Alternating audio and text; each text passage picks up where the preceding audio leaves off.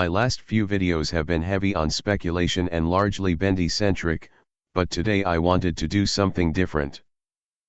Today we are going to take a look back at the studio employees, go through each one, and discover their fate. At least, their currently known fate. I'm going to go over the most well-known characters firstly and briefly. Henry Stein was the business partner of Joey Drew and the initial creator of Bendy. An animator, Henry left the studio before things really went downhill. He returned to the studio in Bendy and the Ink Machine, and as of right now, we are not sure what happened to him afterwards. Joey Drew was the head of Joey Drew Studios and the one who spearheaded the creation of the Ink Machine, desiring to bring cartoon characters to life. Joey is overly ambitious to a fault, and over the years became so consumed with his goal that he was willing to sacrifice anything for it. Constantly trying to fill some pit deep in his soul, it wasn't enough to create cartoons, he wanted to create life.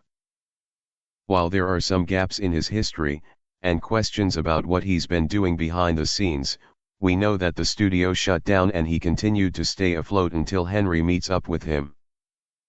Elderly and frail, but alive. I know there's much more I can say about Joey, but this video is to focus on a lot of characters, especially ones overlooked, so I'm going to leave it here. Wally Franks was a janitor and handyman who worked at Joey Drew Studios and was known for his trademark "I'm outta here." He left the studio at an unknown time, opened up a handyman shop, got married, and eventually moved to Florida. From his letter at the end of Bendy and the Ink Machine, he is alive and thriving. Thomas Connor was a manager with the Gent Company, the company who built the Ink Machine, and a general handyman around the studio. A gruff exterior, he was present and aware of the downfall of the studio. He left with Allison Pendle and the two later were married. As of Allison's letter at the end of the first game, he is doing well, though is peeved that someone stole some of his equipment from the studio. It is possible that Thomas returned to the studio and was turned into Tom, or Tom may be a clone or rotoscope of Thomas. It is unclear and currently unconfirmed. Allison Pendle was a voice actress at Joey Drew Studio. She was the second voice of Alice Angel, replacing Susie Campbell. As said with Thomas, she was aware that things were getting thorny and left with him, got married, and became a well-known and awarded actress outside of the studio. She sent a letter to Joey bringing him up to speed and, as of that letter, is living a comfortable life with Thomas. Like Tom, Allison Pendle might have become Allison Angel. Or she might be a clone of her. Susie Campbell is the original actress of Alice Angel. After years of unfulfilling acting jobs, she became attached to this new role. Over her time at the studio, Susie became more possessive of it, even enjoying being called Alice and referring to herself as an angel, and was extremely upset when Alice was recast to Allison Pendle. It is possible she and Sammy Lawrence had a romantic relationship. While not outright confirmed, she frequently mentions speaking to him and grew jealous when she caught him talking to Allison. As well as Wally mentioning that he felt sparks between the two in an audio clip. At some time after the recast, Joey reached out to Susie claiming that he had a new opportunity for her. He refers to it as a ceremony and wants her to be part of it. It is unclear what exactly transpired, but we know what came afterwards. Susie became Twisted Alice, the deformed version of Alice Angel. At least, after a few runs through the machine, as she seems to imply. While she was killed at the end of Chapter 4 of Bendy and the Ink Machine, she is set to return in the Dark Revival. Even if it isn't a sequel, we have seen seemingly killed characters return, so it is possible that she isn't truly deceased. As of right now though, she was killed by Allison Angel. Sammy Lawrence was the former music director of Joey Drew Studios. He was a perfectionist virtuoso who has a tendency to be hard to work with Susie Campbell being the only person he was known to get along with. Though all of these problems intensified when at some point Sammy accidentally ingested a little ink. It started to twist his mind and he began to steal and drink from inkwells, become more dependent on the stuff until he was consuming large amounts, all while his mind continued to deteriorate. While there is a sizable gap of time between the book and the game, we know how Sammy eventually ended up. Turned into some kind of lost one, Sammy became a zealot who worshipped Bendy in the cycle, going so far as to offer sacrifices to his lord, including Henry himself. However, Sammy was attacked by Bendy and assumedly killed until he returned in Chapter 5 where he attacked and tried to kill Henry. He was then struck down by Tom and was presumably killed. Merchandise suggests that Sammy will return in the Dark Revival. Jack Fain worked with Sammy Lawrence. A songwriter, Jack Fain used to hunker down in the sewers to write because he liked his peace and quiet. He was known for wearing a bowler hat, which is actually the only reason we know his fate. A swollen searcher that Henry has to defeat in the sewers wears a bowler hat. This has been confirmed to be Jack Fain, or Swollen Jack as he is now known. Henry is forced to smash him with a crate to get the valve he has, and this is the presumed death of Jack Fain. While it is possible that Jack could come back in Dark Revival, I personally do not think he will. Norman Polk was the projectionist. A man who lived in the shadows and listened in on the goings-on that happened around the studio. He witnessed some weird behavior, including Sammy's convoluted steps to get inside his own hidden room, and paid attention to what was being spread around. In the Dreams to Life book, it is stated that Norman was killed by Sammy and that Joey attempted to use his soul to feed to the machine, but that he was so tainted by the ink that it didn't work. Well, apparently it did work, because Norman too has become something horrific. This is the projectionist.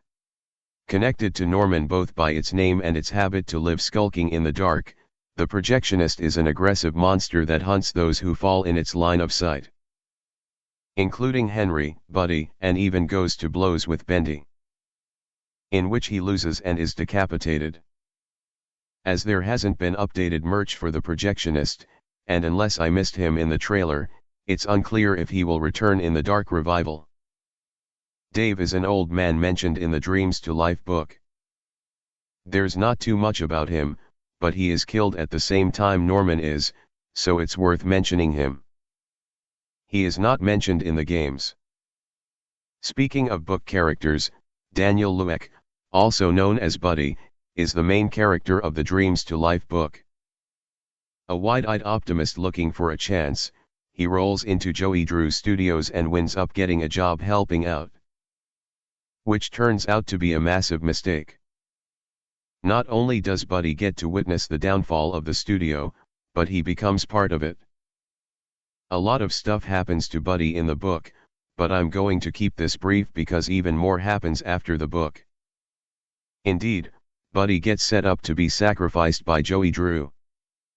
He stuck his nose into the wrong business, gets bisected by Bendy, became a Boris, and bolted it before Joey could get his hands on him. Boris and the Dark Revival depicts his time surviving alone in the studio, and then he returns again in Bendy and the Ink Machine, where he befriends Henry, only to be taken by and mutated by Twisted Alice, and turned into Brute Boris. Henry kills him in self-defense. While it is not confirmed if he's truly dead, I do not think Buddy will return.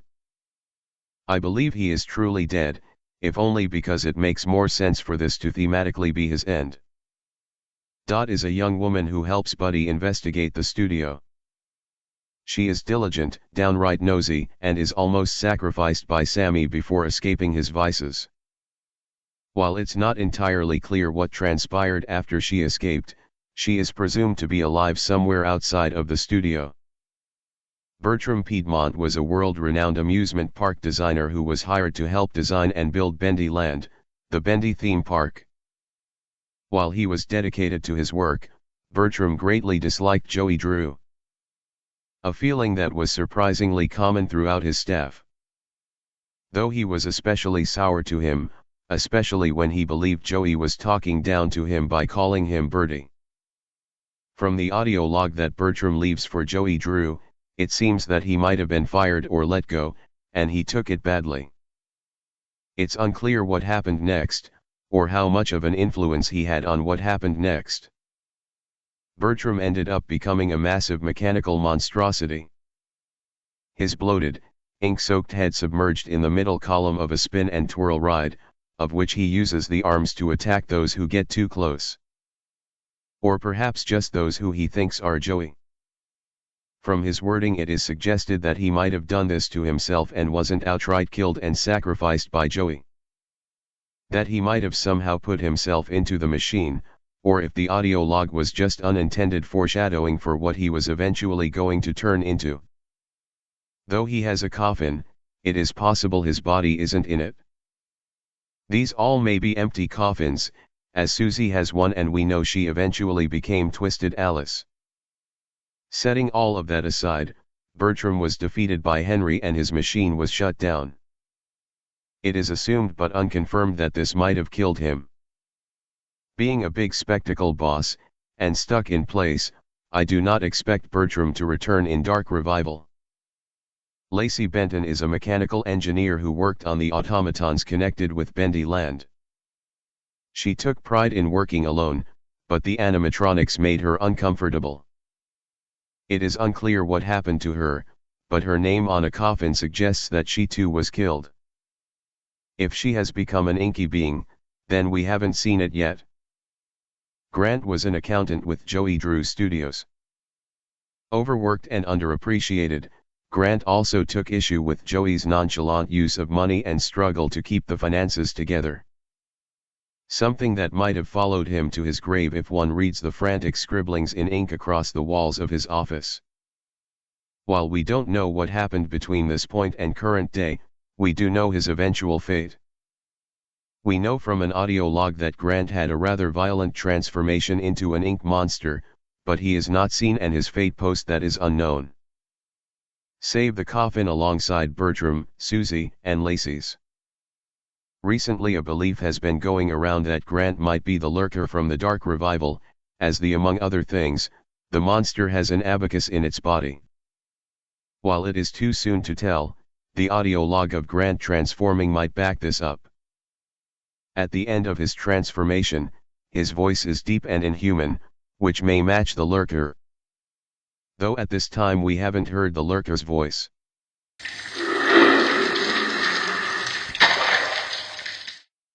Emma LaMonte was a famous dance instructor who was hired to rehearse routines to be added to the cartoons. She seemed to be the paranoid type, going so far as to hide scripts for her routines in the back of toilets. Likely because she is forced to practice in a bathroom. Nothing else is said about her, so it is unknown if she escaped the studio or is still trapped in it. Shawn Flynn is a peculiar case. The head of the studio's toy division, Shawn stays deep in his work but disapproves of Joey's fixation with perfection.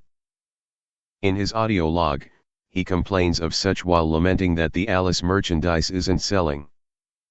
He doesn't appear in the book and he doesn't have an audio log that hints at his fate. In fact, there is very little on the fate of Shawn Flynn. A post on the official Twitter claims he went missing after this argument with Joey Drew. He might have been fired, but it is likely he too is trapped in the studio. Jacob was a character from the Dreams to Life book and a friend and ally to Buddy. He's a friendly and social guy and is noted to be a snappy dresser. We don't know too much about his experience at the studio, beyond the somewhat universal experiences at the studio, other than one line where he suggests he is ignored because he is black. Though that might have also been in general instead of just aimed at the studio, as the book takes place back in the 1940s. Jacob, like Buddy, was taken by Sammy and Joey for the sacrifice. Apparently Sammy drags him off somewhere and he's never seen again, so it can be assumed that he too was consumed by the machine. It is unclear if he became an ink being. Miss Rodriguez was Joey Drew's secretary. Not much is known about her, but her behavior is curt, so one may assume she was the straight-to-business type. She is only mentioned once in the book and has no further importance. The only reason I bring her up is because due to her close connection with Joey Drew, it is possible she may someday return. Now, this one is sort of tricky because she's not a confirmed employee. Betty is confirmed to be this animatronic-like woman at the madhouse. Why I bring her up is because I noticed that she is basically a robot head atop a human, though cartoon-stained body. It is possible that Betty used to be an employee named Betty or was just one of the former employees who turned into this form. I thought it was worth mentioning her. Another person worth mentioning, who wasn't actually an employee of Joey Drew Studios, is Nathan Arch. Owner of Archgate Films, Nathan is a friend of Joey's who he reached out to for financial help. He is only mentioned once, in Boris and the Dark Revival, but part of me feels like this is one of those people who might show back up again. Also not an employee, but Joey Drew also has a grandniece who he talks to at the end of Bendy and the Ink Machine. She hasn't been named, but she could be introduced as a character in the future. Now, finally, on to the last person and the reason why this video spawned. Porter is the lost one that accompanies Audrey in the Dark Revival. It is said that he is a vigilant survivor with a clumsy streak. Though I got my speculation on him wrong, I was right in one regard. His name is one we have heard before, albeit in a short, easily missed instance. In the haunted house ride of Chapter 4, you can use the seeing tool to see 4 names on the portraits on the wall. These names are Daisy, Gwendolyn, Albert, and Porter. It is safe to assume that all of the 4 suffered a similar fate to Porter, though whether or not they all became lost ones or something else is unclear. The portraits they're attached to likely don't have huge significance, but I'll go over them anyways just in case. Daisy is attached to this picture, an eyeless-made looking figure. This reminds me a bit of Betty, but there's no way to confirm this yet. Gwendolyn is attached to this picture, a woman with a squid on her head. When it comes to squids, the closest we have is the character of Chester, a chest with tentacles, and possibly the ink being with many arms in the teaser. Albert's is on this corpse-like ghoul or zombie creature. There's no characters I can think of off the top of my head for this one. And then Porter's. A man shot in the back and blown out the middle. It doesn't really have any connection to Porter's current condition, which could mean that none of these portraits are hints, but it could be a reference to a betrayal.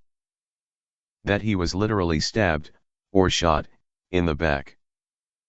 I also wonder if the fact that this portrait looks so human and Porter is a lost one who acts like a friendly human has any significance. So, that should be everyone. I'm sure there's a few book characters I missed, but I tried to get the important ones. I didn't remember some of these characters too well, so I had to do extra research and couldn't find too much, so let's hope I didn't miss anyone too important. In the end, they were all just pawns to feed the ever-hungry machine and its ink-poisoned creations. More souls added to the seemingly endless list of employees turned victims at Joey Drew Studios. And it looks like our newest protagonist is on the chopping block next.